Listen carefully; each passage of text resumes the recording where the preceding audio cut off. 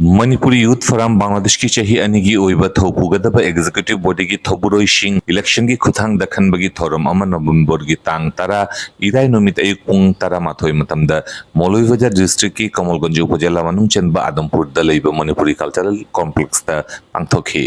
मिखल अदुदा प्रेसिडेंट ओइना हिजम सुशील अमसुंग जनरल सेक्रेटरी ओइना नांगबम दिजेंद्र सिंहना थौपुबिना बाहायना खंगखतखि हाइरिबा मिखल अदु फेयर ओइना पांगथोकनाबा चीफ इलेक्शन कमिश्नर ना ओइना थौपुबिखि चुरधामाई सरकारी हाई स्कूल की हेड टीचर ओजा अहिबम रंजित सिंह इलेक्शन की कमीशन की मेंबर सेक्रेटरी ओइना मणिपुरी कल्चरल कॉम्प्लेक्स की प्रेसिडेंट जयंत कुमार सिंह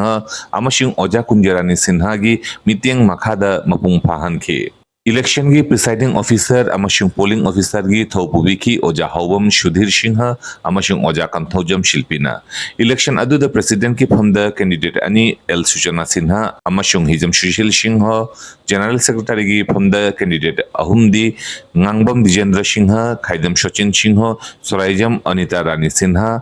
भूटार कुनमाथोइना मशागी अपांब कैंडिडेट भूट हाप्तुना लागलिबा चाही अनिगी ओइना मखोगी अपांब थौबुरेल खनखि लागलिबा चाही अनिगी ओइना थौपुबिगदबा प्रेसिडेंट हिजम सुशील अमसुंग सेक्रेटरी मफमदा ngangbam दिजेंद्र सिंहना मफुम फाबा कमिटी अमसियम सागतगनी लोइनना लुक अशिबु मांजिंगदुना मयामगी याइफानाबा थबक चथागनी हाइना खंगहलखि बांग्लादेश मणिपुरी यूथ फोरमना लौरिबा इलेक्शन असिगी मतंगदा मसिना बांग्लादेश दा इहान हाना मैतई सिंगे मनुंगदा बोनो डेमोक्रेटिक वेदा अखोगी इलेक्शन की थबक असि थौ असि पांगथोक्रायना खंजे मसि ओजादी करी वाखल फाबुई ओजाना खल्लिबो खंजे जामना चुम्मी बांग्लादेश ता होय हाइबदा आई चाही पनबदी अदुमकु नसी चाही हुंबुतरा मरी की मनुंग चंझलावा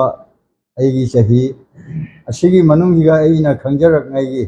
बांग्लादेश ता एनी ऑर्गेनाइजेशन आईना खंगदबना आदि खंगदी अदुबु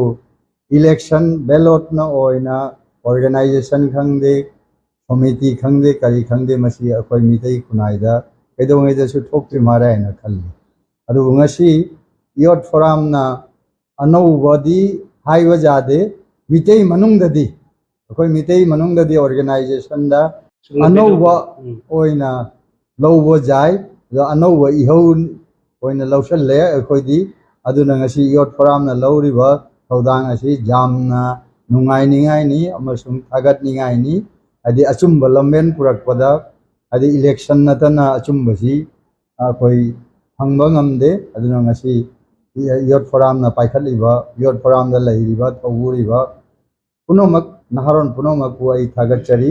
तुंगदसु असि मथंगदा अमुकसु असि इलेक्शन फंपाई दे पुनोमकु आदि अखोय मितई पुनमकी खुनाई अफवा